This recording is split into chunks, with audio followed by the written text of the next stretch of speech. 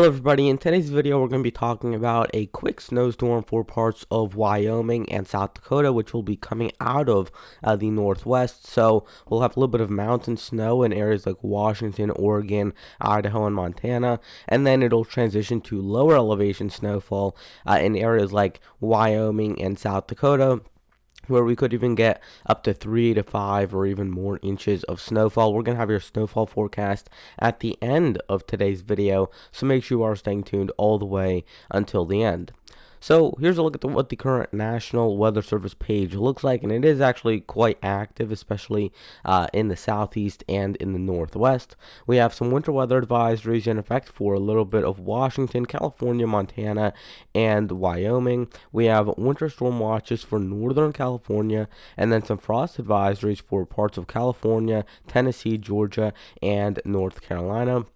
We have red flag warnings for a little bit of Nebraska, Kansas, and Colorado. And then we have wind advisories for some parts of South Carolina, Georgia, Oregon, and California, as well as some flood watches along the coastal part of the southeast. I actually think that extends all the way up into South Carolina, down through Georgia, and then into Florida, so right along the coast. And then other than that, we don't have many other major watches or warnings.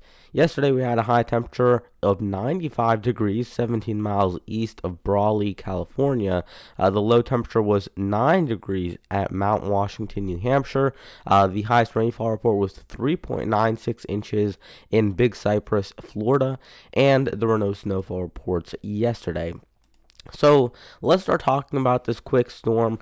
This is not going to be a huge storm, but it is still something that you at least want to have some amount of attention paid towards, because it will be impacting some of these areas, and it won't be just something that you can kind of blow over. You will have some decent accumulation of a couple inches in some of these spots. So let's start off with the simulated radar from the NAM model. We're going to start off with this storm in parts of Wyoming and even all the way as far west as Idaho and Montana. It's going to start off from very little precipitation, but as you get more waves of energy from the northwest, you will start to get this storm to intensify a little bit more. So again, it's going to be a very narrow storm, especially. So it's only going to be maybe a few dozen miles wide.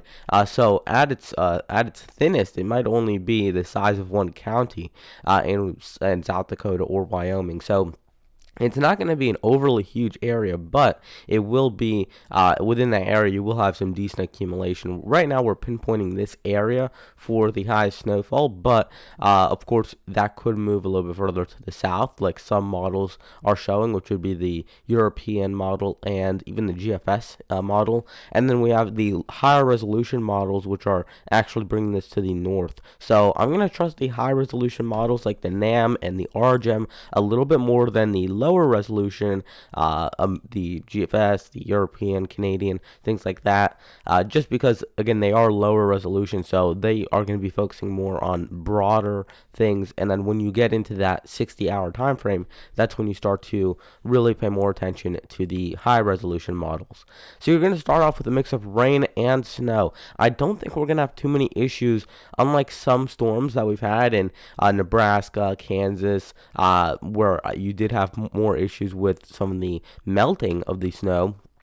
I don't think you're going to have that same issue in Wyoming. It might be a little bit more of an issue if you live, let's say, somewhere from Rapid City all the way to north of Pierre and west of Aberdeen. Somewhere around there, you might have some issues with melting snow. But if you live, let's say, to the northwest of there, it should be warm enough, it should be cold enough to support a decent, steady snowfall. It's going to be right around 32 or 33 degrees, but I'm not expecting a ton of melting out of this. And I think it's going to be pretty close to a 10-to-1 ratio, so I'm not gonna have to do too much adjusting from what the NAM model and what other models are showing compared to my actual snow forecast, which will be at the end of the video.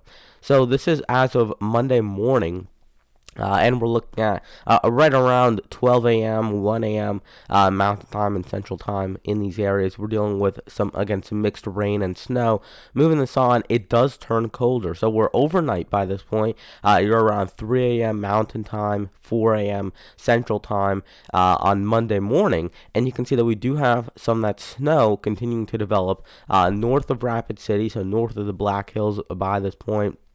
we're looking at for much of Wyoming, dealing with some of that light to moderate snowfall. Again, it's a very thin stripe. This is not going to be a huge, widespread storm, but within that thin, narrow area, we will have some pretty decent and heavy amounts of snowfall, and it will make it challenging when it comes to the forecast, because when you have a storm that's this thin, having a little shift to the north or to the south will be the big decider. So pretty much every model is showing somewhere around 2 to 4 inches of snowfall, but what they're not agreeing on is exactly where this line it sets up. So some models have this line setting up right here, like what the NAM model shows. Other models have it a little bit further to the south. They have it kind of right down here. Other models have it all the way up here. So there are some different solutions in terms of where that heaviest band of snow is actually going to set up, and that's what we're really going to try and figure out today.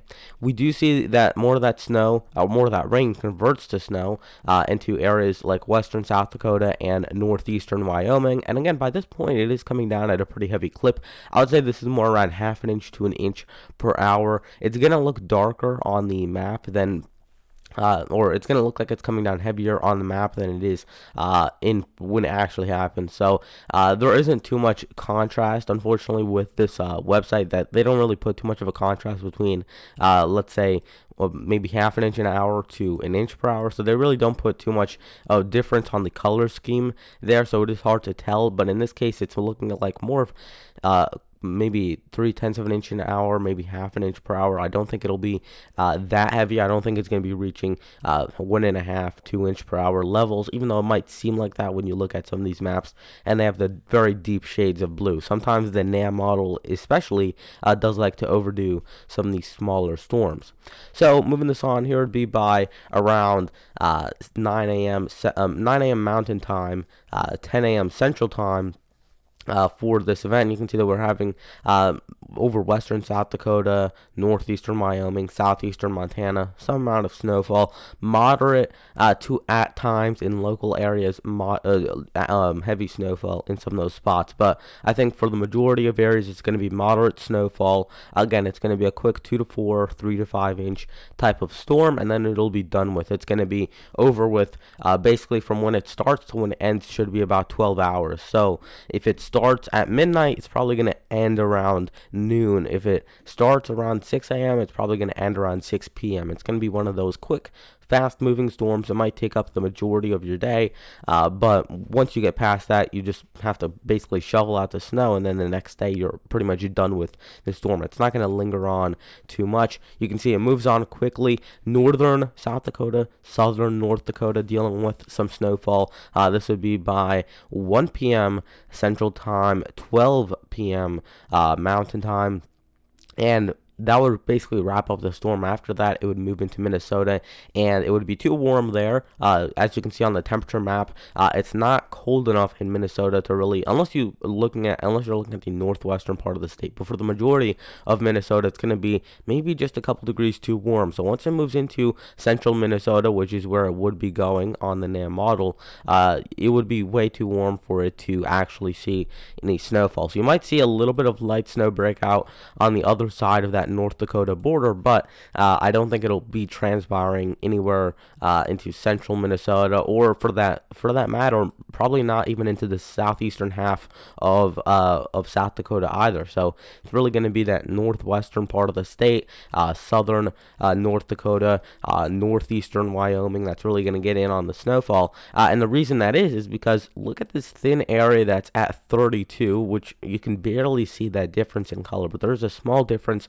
where it kind of turns a little bit more white over this area, and then you go more into the blue shades further to the south. So this is 36, 37 degrees down here, and here's 34, 33, 32 degrees. It's a very minor shift in the temperature, but that's the whole difference between one area to the south seeing close to no snowfall and an area to the north of there seeing maybe 4 or 5 inches of snow. It's going to be that very thin change in the temperature, and it's not going to be too noticeable. When you walk outside, you're not going to feel a big difference between 33 degrees and 36 degrees. However, the big difference will be when you look outside outside and you see snow rather than rainfall.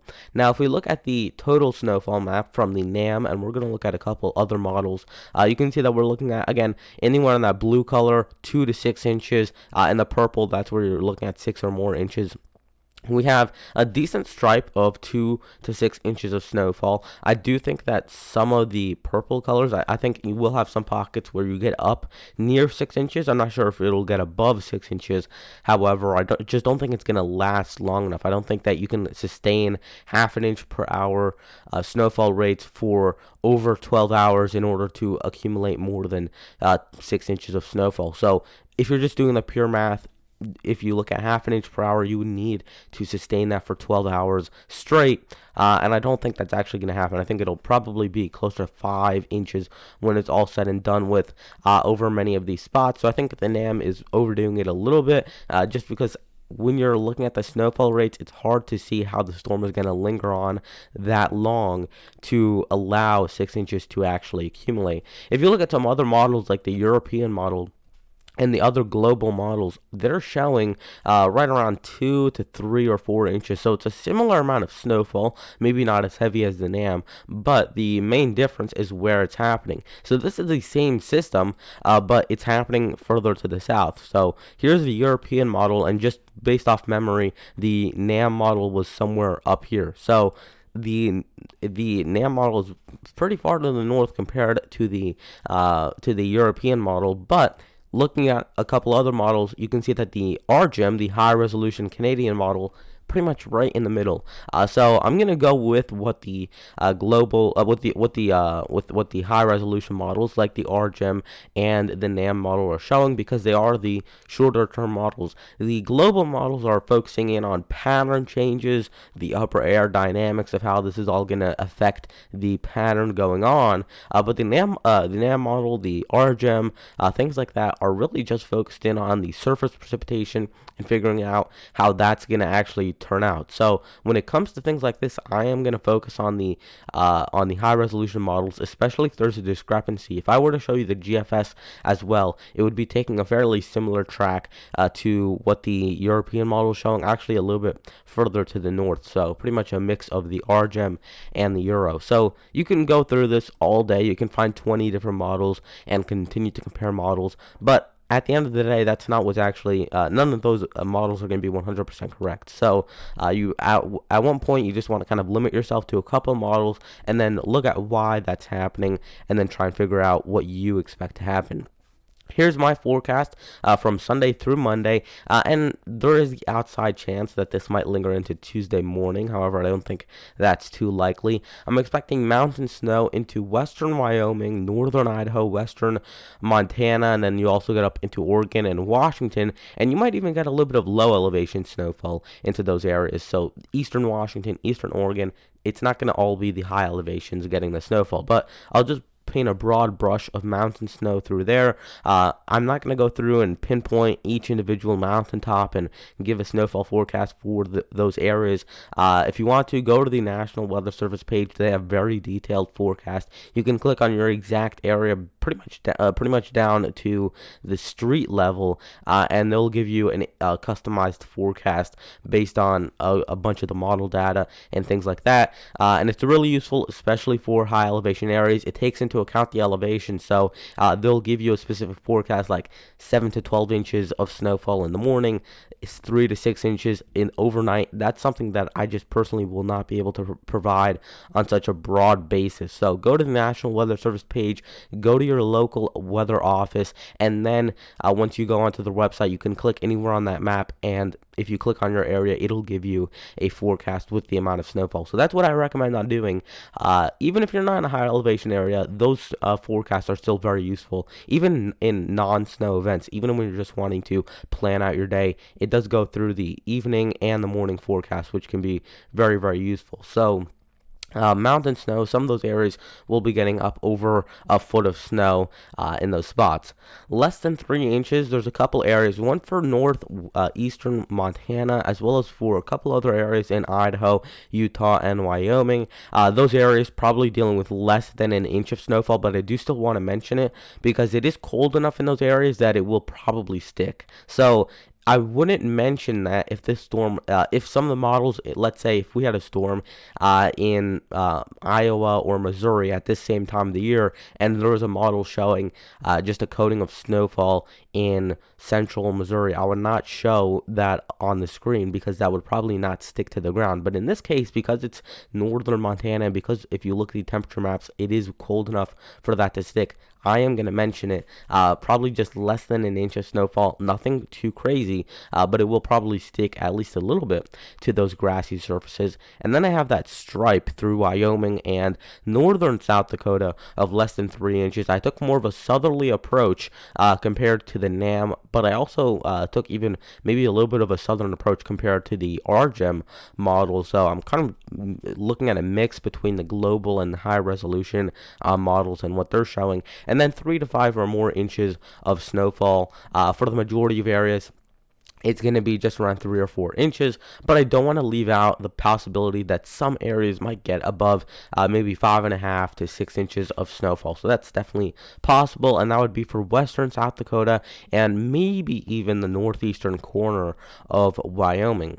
So that is going to wrap it up for today's video. I hope you guys did enjoy the forecast for any more snowfall events, especially ones that happen east of the Rockies. I will have my snowfall maps. Unfortunately, the ones that happen in the Rockies are too hard to pinpoint, especially with the snowfall maps. So I may still talk about them like I did in yesterday's video where we talked about that storm in the Northwest. Or actually not, yeah, I think actually maybe a couple days ago, but we talked about that storm in the Northwest, and I might still do those type of videos, but in terms of making a snowfall forecast, there's just too much elevation difference to do that. So I would love to be able to do that, but with all the elevation changes, it does make it difficult, however. And also going through the winter season, I'm thinking that I'll probably make more of these. Any even small storms, I will probably have a snowfall forecast out for. And even if I don't make a video on it, check my community tab, because on YouTube there is a little tab where I can post things onto the YouTube stream, and by doing that I can also post my snowfall maps. So if I need to, if there's, let's say, 3 storms in a day and I try and cover 2 storms in one video and there's pretty much no way I can cover 3 in one video, then I'll probably just put it on the community tab and you guys will be able to see it there with my snowfall forecast. So I'm trying to experiment around with how I'll be able to get those out to you guys, but as of right now, it looks like mainly it'll come in the form of videos, but if needs be, if it is a really active time, then I might even just put out a YouTube post and you guys will be able to see it there. So that is going to wrap it up. If you have any questions or comments, leave them down below, and I'll see you guys tomorrow. Goodbye.